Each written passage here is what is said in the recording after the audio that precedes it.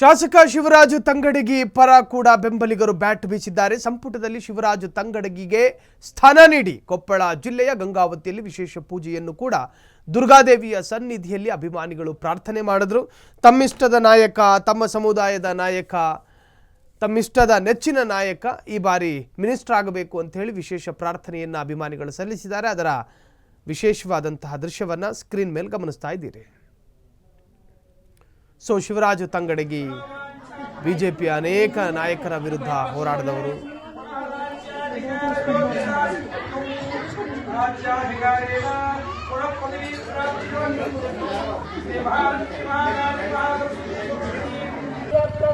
ನಮಸ್ಕಾರ.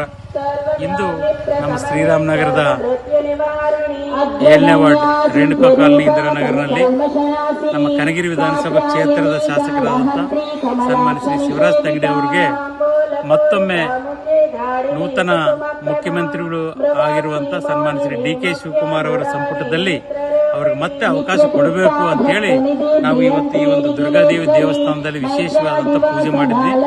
ಪೂಜೆ ನೆರವೇರಿಸಿ